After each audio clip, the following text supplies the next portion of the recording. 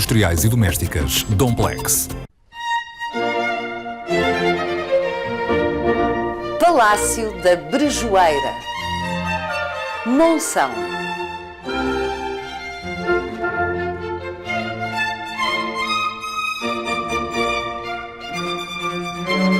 O que é que terá levado um jovem fidalgo minhoto, casado em Lisboa, a querer construir um palácio desta escala e feição nos confins do reino?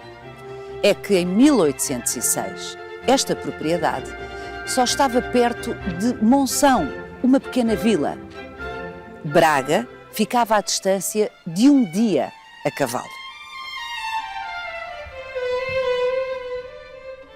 Para lá do Palácio Monumento Nacional, são 30 hectares de vinha, bosque, alamedas, jardins. A verdade é que a história deste lugar começa muito antes de aqui se plantar alvarinho e cruza-se com Dom João VI, com as invasões francesas, com a implantação da República e, imagine, com Franco e Salazar, que se reuniram neste palácio. A testemunhar parte disto, 2 gerações de barbeiros de Monção que serviram senhores da Brejoeira. Vai querer saber mais? Venha connosco nesta visita guiada.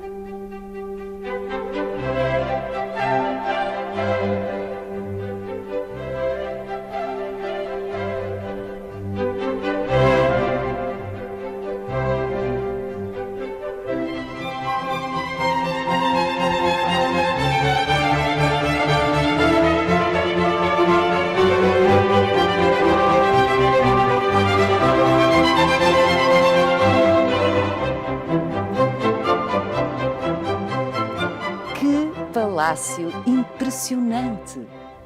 É uma joia aqui plantada neste Vale do Minho, no princípio do século XIX, quando isto foi construído.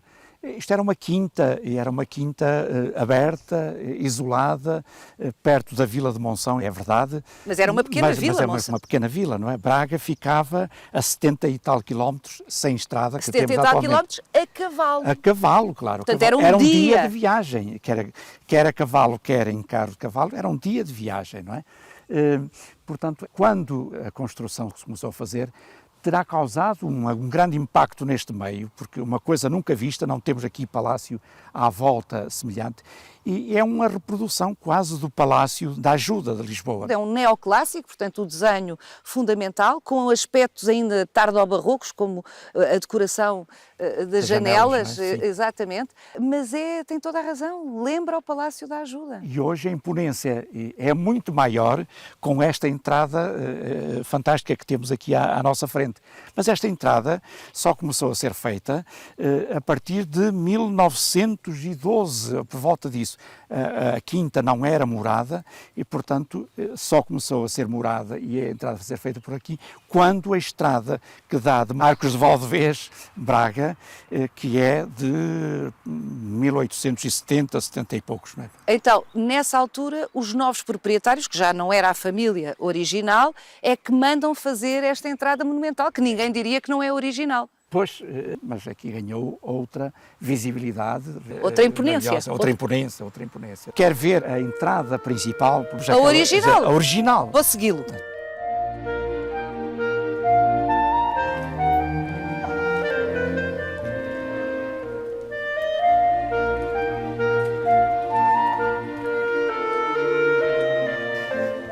Está a ver, Paula, isto é o Jardim das Camélias, e que antecedia, de facto, a entrada para o palácio, como veremos. No tempo do No fundador. tempo do fundador. Isto tem, portanto, à volta de 200 anos, não é? Este jardim.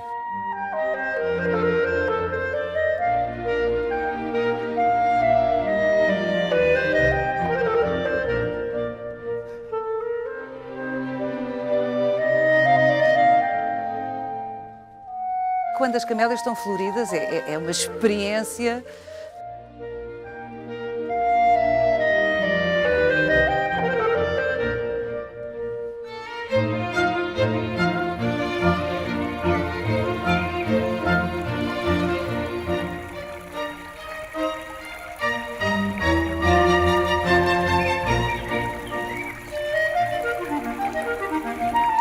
A entrada fazia-se, portanto, aqui. Esta alameda que tinha cerca de 300 metros e os portões de entrada ficavam lá ao fundo. Portanto, uma coisa realmente mesmo palaciana. Uma sombra, A de facto. escala disto, não é? Como estaria na altura, deveria ser qualquer coisa de impressionante. A última proprietária do palácio, com intenções que nos beneficiam a todos, Claro, porque claro, o com prazer do alvarinho alvarinho. que aqui se produz é extraordinário, cortou esta alameda para plantar vinha. Mas ainda é possível ver os primitivos Os portões lá ao que fundo. lá ao fundo, exatamente. Era de interessantes. facto tudo isto uma escala palaciana. O que Ernesto Português me leva a perguntar-lhe porque é que um fidalgo, é verdade, um fidalgo daqui, manda construir um palácio de feição urbana, para todos os efeitos, já aludiu ao paralelismo com o Palácio da Ajuda, num local tão isolado. Porque é que simplesmente não conservou o solar minhoto, nobre, que aqui existia? Luís Pereira Velho de Moscoso nasceu aqui na Brejoeira, não eram nobres, mas era uma família abastada. Esta quinta era a quinta do Vale da Rosa, portanto, uma propriedade importante aqui nesta zona. Entretanto, ele tinha parentes em Lisboa, onde passava temporadas. A própria tia dele tinha casado em Lisboa, que depois foi sogra também, tia e sogra. Luís Pereira Velho de Moscoso casou com uma filha dessa tia, não é? E, portanto, viveu em Lisboa e viveu muito com as famílias da alta sociedade, da alta nobreza, e com certeza que ele quis também, de alguma forma, trazer um pedacinho de Lisboa para aqui, para a sua quinta, não é? Até porque começou a ter possibilidades financeiras, porque os pais, entretanto, tinham morrido. E ele tinha herdado a quinta do Val da Rosa, não é? Quando casou, os pais da mulher também já tinham morrido, ela é herdada. Se calhar também quis mostrar aqui a esta terra, a estas gentes, um bocadinho do seu poder, ostentar o novo estatuto que tinha. Não é? Os pais da mulher tinham estado no Brasil, os pais e os tios, e trouxeram de lá a fortuna, tanto construíram o que é hoje conhecido o Largo do Caldas, aquele grande palácio que ainda hoje existe. Era uma família... Era o apelido, de resto, da família. Da família, os Caldas, não é? Era, de facto, uma família abastada. E ele construiu aqui o palácio com essas verbas todas, mas com alguma dificuldade, porque foram tempos atribulados para a história de Portugal. Lembremos-nos que se dão, entretanto, as invasões francesas. Luís Pereira Velho de Moscoso fez parte das ordenanças daqui de Monção, portanto, era um grupo militar de defesa das terras, e em 1805 era tenente das milícias de Ponte da Barca. Portanto, um homem também... Preparado para o combate com os franceses. Defesa e combate, se fosse necessário. Portanto, um homem comprometido de uma forma ativa com os destinos da sua nação, do seu país. Exato. E, no caso, contra o invasor francês. Contra o invasor francês. E isso levou que as obras do palácio estivessem, há alguns anos, interrompidas. Ele terá começado os trabalhos da construção do palácio em 1806, ou por volta disso, e depois, mercê das invasões francesas, os trabalhos ficaram interrompidos, talvez até 1812, 1814. Entretanto, isso também foi agravado pela saída da corte para o Brasil e, portanto, tudo isto terá interferido na própria construção. Os trabalhos foram-se prolongando por vários anos, tendo terminado, eventualmente, 1834, 36, não há uma data exata. O fidalgo, Luís Pereira Velho de Moscoso, faleceu em 1837. Ou seja, logo depois do palácio ter ficado concluído, as obras maiores do palácio. Sim, a estrutura estaria pronta em 1837. O que nos conduz a outra questão, que é curiosa, que são as torres. deste palácio. O rei, à época, tinha sempre que autorizar a construção de um palácio desta natureza. E assim foi, Dom João VI autorizou. Mas não era suposto ter 3 torres. Pois, o problema das torres é um problema um bocado controverso. Só tem 3, não tem as 4, não é? E se calhar só devia ter 2. E só devia ter 2, mas tem 3. Porque o rei só autorizou 2 torres, não era? Sim, e de facto nessa altura, quando começou a construção, ainda não teria a habilitação, essa teria vindo mais tarde, mas as 3 construiu. Enfim, ele tinha ligação direta, como sabemos, a Lisboa, pela influência da própria família que lá vivia, dos Caldas, e ele próprio, também como militar, terá criado, de facto, enfim, redes suficientes para construir o palácio com as torres que atualmente tem. E quem foi o arquiteto, o projetista deste palácio? Porque uma coisa é o Luís Velho de Moscoso ter querido fazer aqui um palácio à feição de um importante palácio de Lisboa, no caso da Ajuda. Outra coisa é o projeto profissional que aqui está. A tese normalmente aceite e em voga é de que foi Carlos Amarante. Carlos Amarante era natural da cidade de Braga, tem vários trabalhos feitos de arquitetura religiosa e civil. Em Braga temos o Bom Jesus do Monte, mas tem vários trabalhos no Porto. Por causa do estilo neoclássico, é-lhe atribuída a autoria do projeto. Mas há outra tese, uma outra tese defendida por uma professora da Universidade de Coimbra, Regina Anacleto, que acha que, pela comparação do estilo, que o autor do projeto teria sido José da Costa e Silva, que foi um dos arquitetos do Palácio da Ajuda. O próprio arquiteto da Ajuda, ou um dos arquitetos da Ajuda. Um dos arquitetos. Claro que ele, se calhar, nunca terá vindo aqui ao Minho, mas, segundo ela diz, os trabalhos seriam orientados por um mestre pedreiro, não é? Como teria sido aqui. Até pode ser uma junção dos dois. Ora, é a tese que eu defendo, porque, entretanto, José da Costa e Silva, em 1810, 11, por aí, da Ajuda, foi chamado para o Rio de Janeiro por Dom João VI, que estava no Brasil, e foi chamado para orientar obras no Brasil. E este palácio não poderia ter ficado anos e anos sem orientação superior. Acontece que o Carlos Amarante, de que já falámos, era também um engenheiro militar. E sabemos também que ele, na primeira década de 800, esteve aqui uns 2 anos, em Valença e em Monção, a tratar da reconstrução das muralhas. Sendo ele militar, sendo Luís Pereira Velho de Moscoso militar também, é naturalíssimo que se tenham cruzado, não é? Portanto, é muito natural que haja a junção dos dois arquitetos. Ou seja, o José Costa e Silva terá feito o desenho geral do palácio e depois o Carlos Amarante acompanhou e pormenorizou o projeto aqui. E terá continuado por aqueles anos fora. É incrível como não há plantas, nem nenhuma prova, nenhuma assinatura. Em 1882, após a morte do último fidalgo, essa documentação que eventualmente poderia ter existido aqui neste palácio, é muito natural, tenha ido para Lisboa e tenha sido vendida. Hoje, por exemplo, o retrato do Luís Pereira Velho de Moscoso, o fundador, está em Guimarães.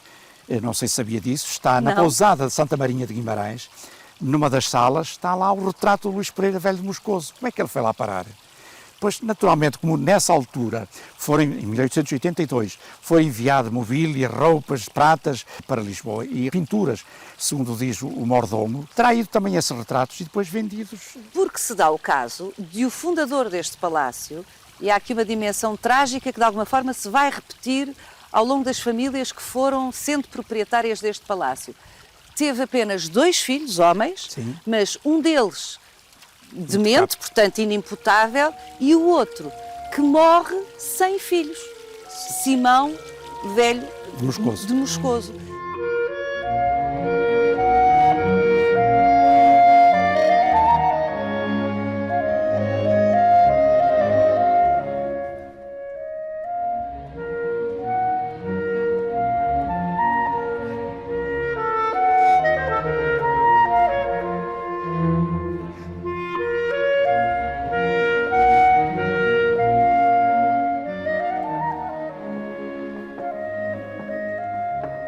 Ernesto, Estamos aqui no primeiro andar do Palácio da Brejoeira e, definitivamente, este palácio é tão sumptuoso por dentro como por fora. E este salão vive sob a tutela de Dom João VI. De facto, este retrato é de Dom João VI, mas não é contemporâneo de Luís Pereira Velho de Moscoso, nem do filho Simão Pereira Velho de Moscoso.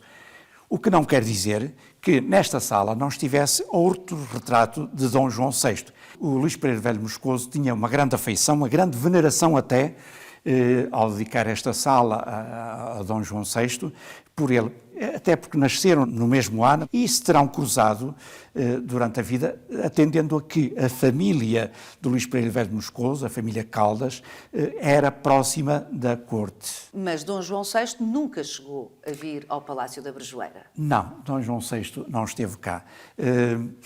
Claro, Dom João VI teve uma vida muito preenchida, porque cedo começou a ser regente por incapacidade da própria mãe, Dona Maria I. Dona Maria I. Depois acontece que há a retirada para o Brasil e a longa estadia no Brasil até 1824. Sim, não foi um rei que tivesse tido tranquilidade no seu tempo de governação para poder andar a viajar pelo país, como tantos outros fizeram. Mas a grande veneração que Luís Pereira Velho de Moscoso tinha por Dom João VI estende-se para lá da morte de Dom João VI, depois no período da Guerra Civil.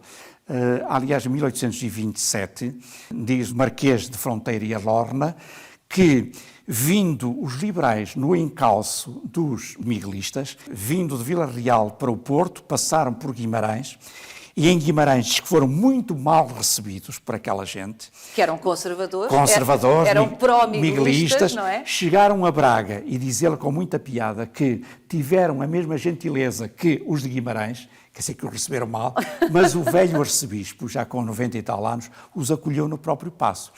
Depois vieram no encalço e chegaram a Prado, na ponte entre Braga e Vila Verde, e houve ali batalha, houve mortes, mas conseguiram, enfim, escorraçar, digamos, entre aspas, os miguelistas, e vieram neles para Ponta Barca, Arcos de Valdevez, até que chegaram aqui à Brejoeira, viram este casarão enorme, este palácio, e entraram. Penso, ele não o diz, mas que não teria sido de boa graça que o Dom Luís Pereira Velho de Moscoso os terá recebido. E então, o comandante das forças, que era o Marquês de Angeja, era o governador das tropas aqui do domínio, diz o narrador que com muitas excelências para aqui, muitas excelências para acolá, conseguiu vencer o velho Luís, carrancudo, como ele diz, velho Luís de Moscoso. Acabou por lhe oferecer um cavalo, dizendo que aquele cavalo tinha sido montado por Dom João VI. Veja, enfim, e foi de tal maneira a emoção de Luís Pereira Velho de Moscoso que até as lágrimas lhe vieram aos olhos. Assim se aplacou a má vontade. A má vontade em receber as tropas liberais, quando ele era, obviamente, um miguelista. Era um homem conservador, claro, como já se disse. Claro. Aliás, a má vontade em acolher os liberais, a má vontade de Dom Luís Velho de Moscoso, foi tanta que o palácio estava gelado. Ele recusou-se a mandar acender os fogões de sala para aquecer o palácio, que evidentemente devia ser muito frio no inverno, não é? E só depois dessa oferta desse cavalo é que ele então acede a tornar a estada dos liberais menos desconfortável em sua casa. Exatamente. Neste palácio ele acolhia maravilhosamente os seus convidados. Ele acolhia, mas as notas e, enfim, os dados que nós temos é que o tempo de maior acolhimento até se repercutiu depois no tempo do filho, do Dom Simão Pereira Velho de Moscoso.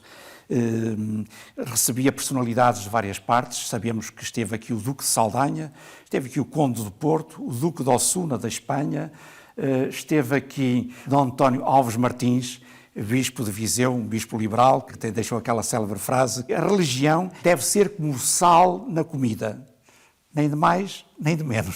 Portanto, um próprio bispo portento nas fúrias pias das populações. Sim, ou beatíficas da época. Isso não é? Tem graça. E Dom António da Costa, curiosamente, um homem de Lisboa, da parente do Duque de Saldanha, que quis conhecer o Minho e diz ele que quando chegou a esta zona, o palácio ainda não tinha os muros, estamos em 1873, ele entrou por aqui dentro, foi muito bem acolhido por Dom Simão e depois escreveu um livro que se chama No Minho, onde ele descreve isto, diz aos lisboetas que todos conhecem o Palácio da Brejoeira.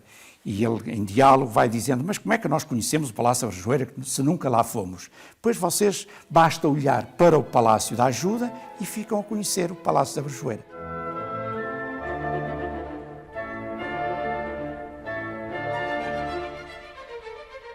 Mas passou também aqui uma personalidade muito importante, e este facto se calhar não é muito conhecido, que foi Emília Pardo Bazán, uma jornalista, uma escritora galega da Corunha, uma senhora que deixou obra escrita e que esteve aqui no Palácio da Brejoeira uns dias. Ela faz uma caracterização das pessoas que viviam aqui, que eram várias as pessoas, desde o capelão, desde o mordomo, da maneira como recebeu, descrição sumária, mas muito interessante, até do próprio médico e tudo, quer dizer, é muito interessante mesmo.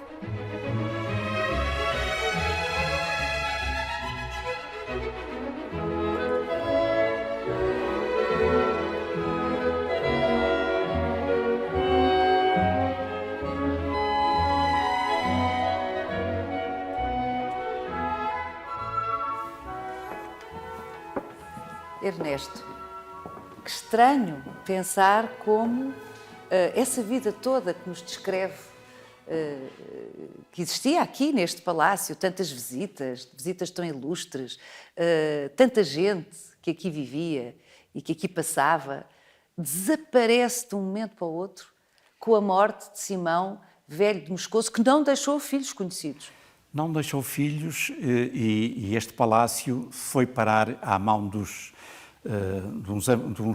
parentes, portanto já primos, um bocado afastados. Diz o mordomo dele que vaticinou que este palácio, passados alguns anos, iria à ruína porque não via ele, mordomo, os seus herdeiros a cuidarem disto e terem possibilidades de o manter.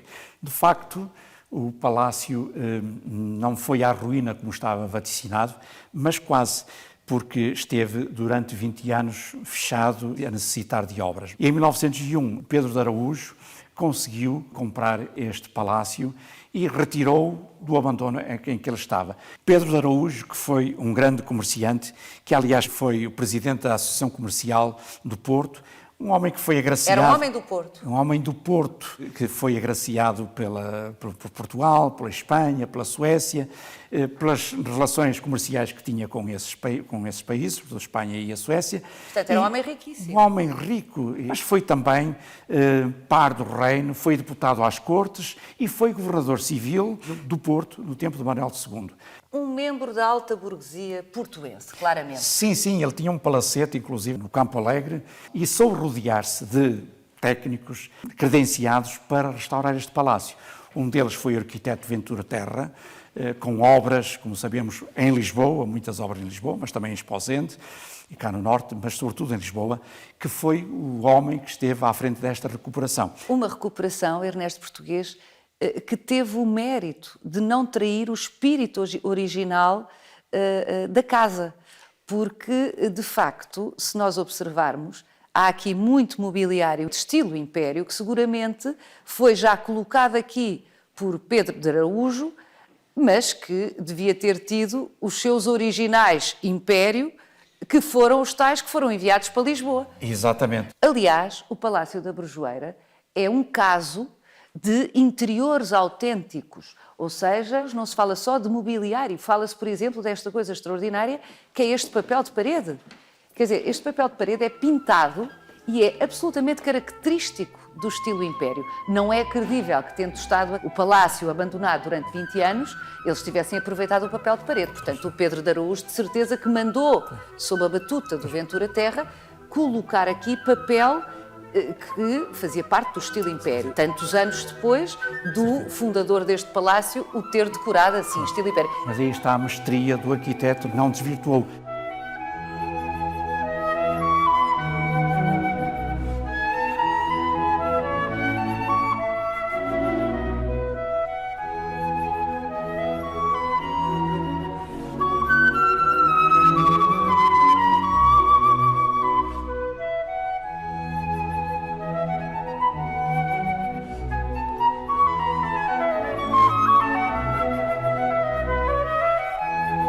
Pedro de Araújo gastou com certeza uma fortuna, não é? E soube, de facto, modernizar também os exteriores, torná-los mais agradáveis. E introduziu aqui, para a época, algo de novo, algo de inovador, como a eletricidade e o telégrafo em 1910. Isto devia ter sido um deslumbramento para as pessoas. E nós temos relatos dessa época de um barbeiro, que foi barbeiro do Pedro de Araújo, quando ele estava aqui em Monção, vinha todos os dias barbeá-lo. Ele contou, o tal barbeiro, António Sá Vieira, que ficou uma das vezes, um dos dias, antes da inauguração, ficou aqui até ao anoitecer para ver o efeito das luzes. É um facto curioso, sabe? Porque esse barbeiro, bem, junto do barbeiro sabe que aconteciam muitas coisas. Ao barbeiro iam as pessoas importantes da terra, iam na altura os militares que passavam por aqui para fazer a inspeção dos mancebos, que para incorporar... Ele vivia em Monção. Ele vivia em Monção.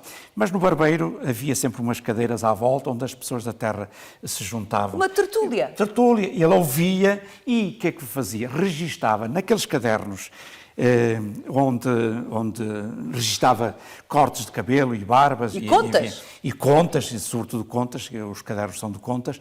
E ele foi começando a escrever, isto em finais já do século XIX, começou a escrever e a anotar muitas coisas que se iam passando, que ele ouvia e que conhecia cá fora também.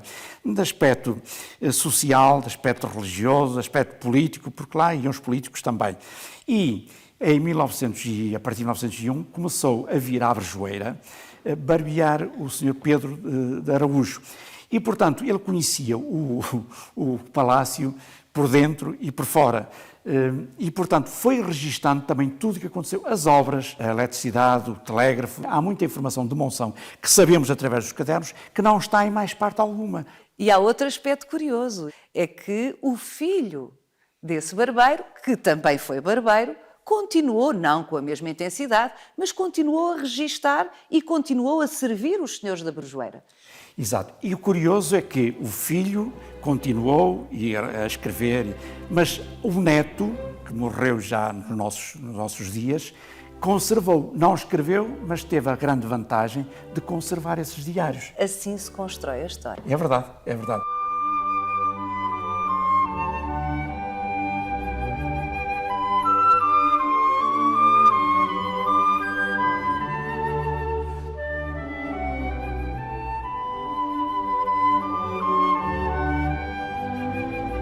Paulo, agora vou-lhe mostrar uma outra inovação daqui do Palácio do tempo do Pedro de Araújo, o Jardim de Inverno. Que beleza! E além disso temos aqui também um busto do nosso último rei, Dom Manuel II. Dom Manuel II porquê? Não consta que ele tivesse estado cá. O tio, sim, o Dom Afonso de Bragança, o irmão mais novo de Dom Carlos, esteve cá, o Arreda, não é? Esteve cá.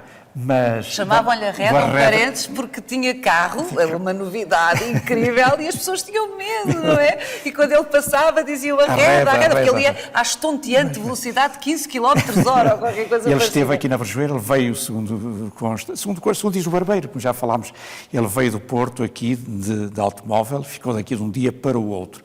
Mas o busto de Dom Manuel II está cá porque Pedro de Araújo foi governador civil do Porto no tempo de Dom Manuel II e, além disso, foi agraciado, um facto importante, agraciado com o título de Marquês da Brejoeira, que foi, aliás, um título que ele não utilizou e é compreensível porque lá o cedeu a passagem para a República e, portanto, ele não utilizou esse título de Marquês da Brejoeira. É interessante porque é preciso sublinhar, estamos na presença de um burguês, um alto burguês, como já vimos, monárquico, sim, sim. Intransigentemente monárquico. Portanto, a República não lhe caiu nada bem. Não, ele, uma das coisas, abdicou de todos os cargos políticos que exercia, mas não deixou, todavia, este palácio de viver ainda tempos interessantes e até faustosos, como o casamento do filho mais velho, o Dr. Eugênio, que se deu exatamente aqui no Palácio, na Capela. Nesse mesmo dia foi inaugurado o teatro. Vamos ver, Ernesto, porque eu devo dizer que é das coisas de que eu mais gosto neste palácio, é delicioso, o teatrinho. Vamos lá então. O teatrinho.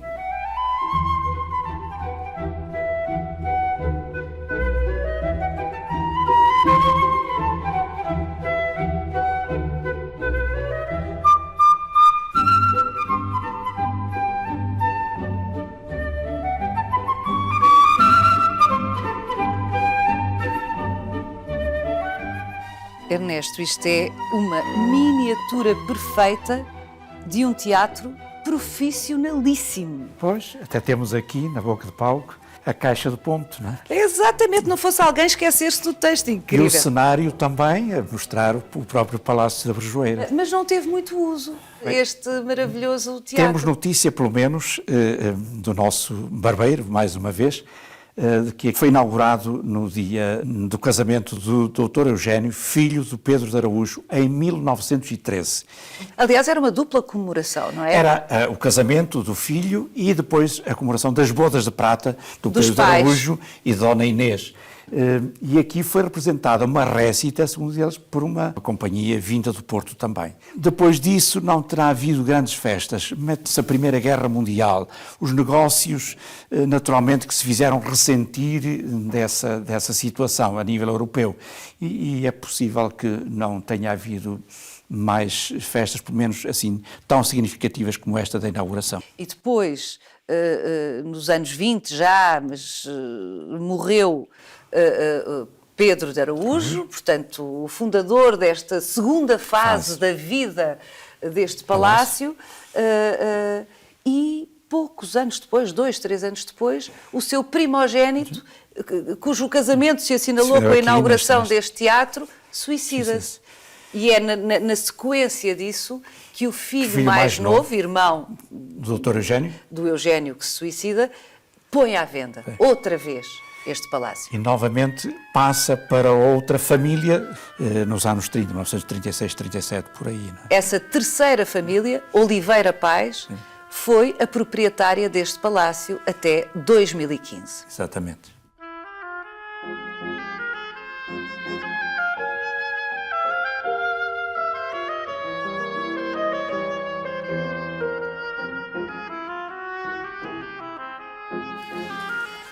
Ernesto, esta propriedade, temos estado centrados no palácio por razões evidentes, porque é tão impressionante que é irresistível. Mas esta propriedade, toda ela, é espantosa. Estamos a falar de 30 hectares.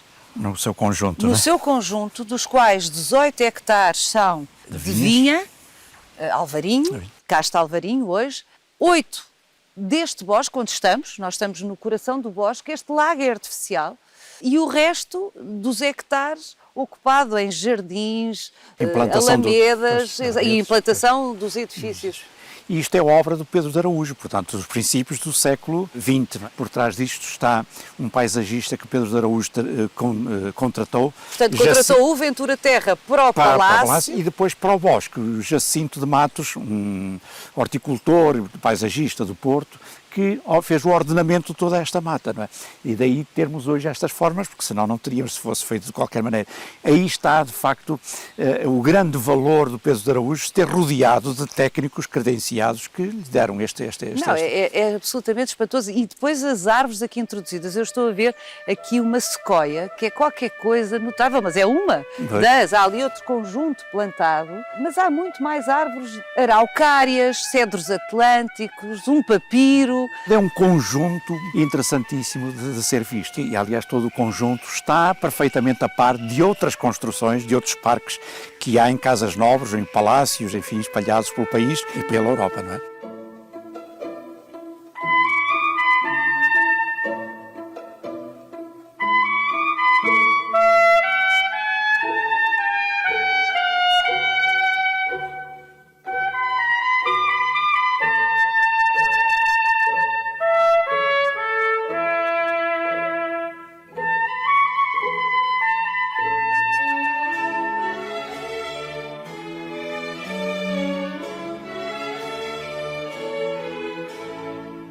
Francisco Oliveira Pais compra esta propriedade e oferece-a. E isto é uma ideia absolutamente espantosa.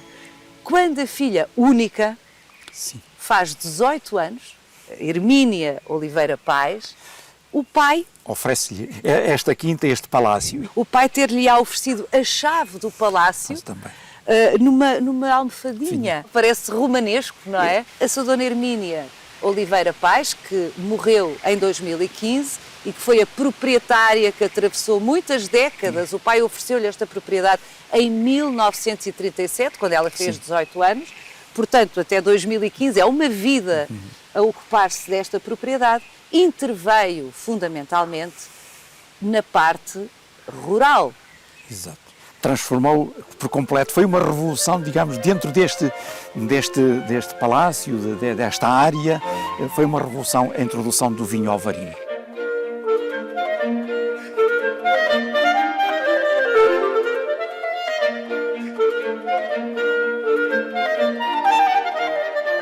Estamos agora exatamente no local da plantação das primeiras vinhas de alvarinho no ano de 1964 pela Dona Hermínia Paes. Antes disso, a quinta esteve durante vários anos, várias décadas, a ser cultivada pelos processos normais de uma exploração agrícola, enfim, daqui do Alto Minho. E durante décadas, a Dona Hermínia, que vivia em Lisboa... O pai era de Lisboa, era uma família de Lisboa. E ela vivia em Lisboa e apenas vinha passar férias aqui ao seu palácio. Depois, nos anos 60, ela apaixonou-se por esta terra, apaixonou-se pelo seu palácio e veio viver para aqui, para a Brejoeira. E então, encontrando esta exploração por métodos tradicionais, rodeou-se de dois técnicos importantes. O engenheiro Vasconcelos, da Estação Agrícola de Braga, que deu orientações para a transformação da quinta. E depois, com o engenheiro Amândio Galhano, um enólogo, que estava já a querer fazer alvarinho e que criaram a marca Alvarinho Palácio da Brejoeira. E por isso mesmo ela ficou conhecida na altura pela Dama do Vinho de Ouro, porque os vagos da uva são aloirados, são doirados, são amarelinhos. Portanto, desta primeira vinha de 1964 aos 18 hectares de vinha, entretanto desenvolvidos aqui na propriedade do Palácio da Brejoeira, passaram-se muitos anos, um grande esforço, nomeadamente tecnológico, porque a sua Dona Hermínia também investiu numa adega nova. Isto foi uma autêntica revolução, de tal maneira que não revolucionou só enfim, a quinta, a propriedade cá dentro, mas a própria exploração foi modelo para outras explorações aqui à volta.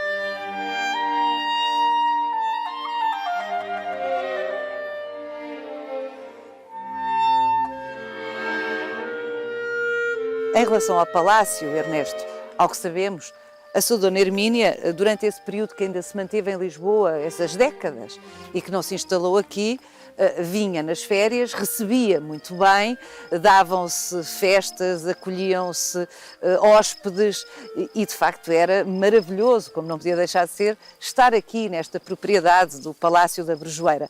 Mas ela de facto vinha pouco e chegou a emprestar a propriedade para ocasiões muito atípicas e inesperadas.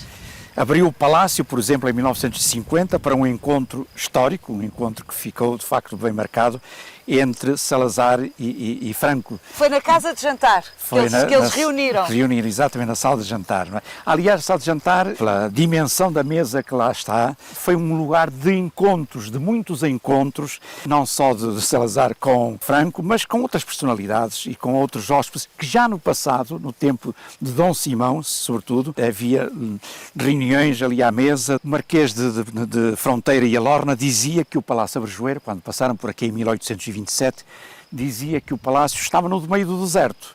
Ora bem, nós olhando à nossa volta, que estamos a percorrer, vemos verdura e mais verdura. O próprio Torga, que passou pelo Miguel Torga, dizia que o Minho é verde, verde, verde, até o vinho é verde.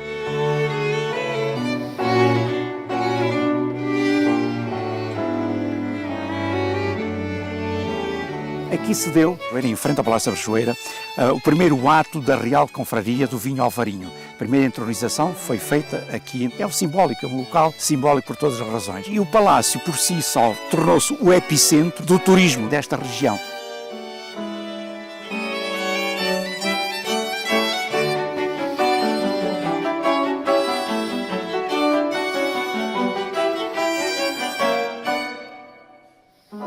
Siga-nos no nosso sítio e na nossa página de Facebook, onde encontra este e os outros episódios do Visita Guiada.